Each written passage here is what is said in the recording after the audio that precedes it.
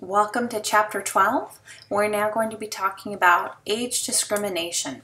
This is a concept that has grown rapidly in the workforce in the last 15-20 years because we have an aging population, a population that continues to work because they need to do so. Instead of having folks retiring after spending 40 years with an organization with their gold watch, they retire at 50, 60, and they live the rest of their life in peace and happiness. We're now working well into our 60s, 70s in order to afford a living for ourselves.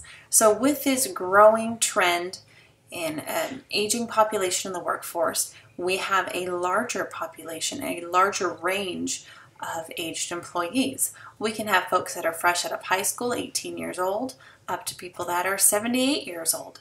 And how do we as a company, how do we in human resources find that perfect match to make sure that we are paying the person appropriately, we are training them appropriately, that we aren't discriminating against those that have 40 years experience on the job but might not be as young and spry as the person sitting next to them.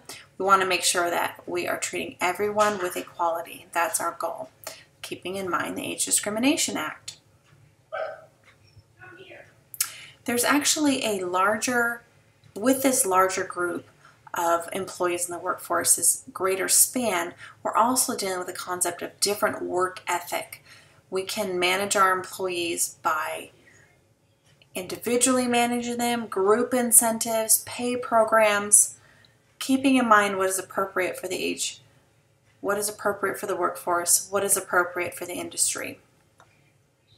The Age Discrimination Employment Act came into effect, and it says that prohibits discrimination for any employee that is 40 years of age or older. Keeping that in mind. So someone who is 22 years of age cannot put in a claim for age discrimination. You need to be in the protected class, which is 40 years of age or older. If we find ourselves as an employer facing an age discrimination instance, then we need to make sure that we have not discriminated against an employee, that there is some other reasonable factor for why this individual was either terminated, receiving less pay, not receiving as many benefits.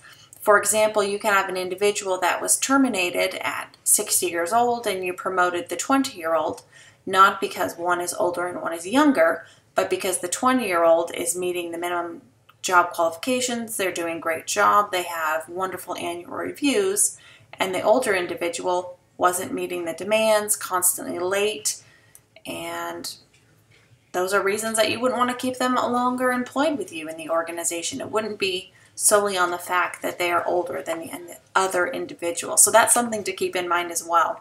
I don't know if you guys have ever been a part of age discrimination in the workforce. It's something that comes up every now and then, particularly in interviews. Sometimes people feel that they walk away from an interview and they didn't have as strong of a case, or they weren't selected for the position because of their age. And we've talked about that previously with people making judgments. We're all human, deciding things ahead of time, but age is something that we don't want to make a factor in any decision, such as hiring.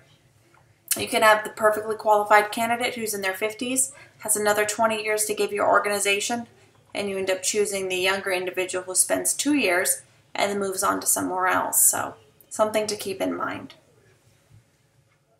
Bona fide occupational qualifications. This is the concept that sometimes we do have certain qualifications for a position that must be met that do put a restriction on age. For example, I could be hiring bartenders for my bar around the corner. I must have someone who's 21 years of age or older in order to serve alcohol.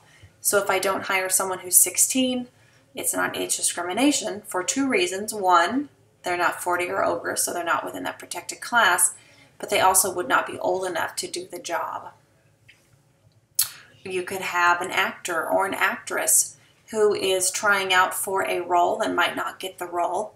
If they are 50 years of age and they are looking for a 30 to 35-year-old young male, you don't fit the bill, not qualified for the position. No discrimination, you just don't meet the bona fide qualifications for the position. There are a few instances where individuals actually on the opposite end would not be able to do a job any longer because they have hit a certain age and are older. It's actually a mandated retirement age, something that's gone away by the mid-1980s, 1986, 87, something of that nature. But there are some jobs, such as flying a plane. When someone reaches a certain age, you have to do certain testing.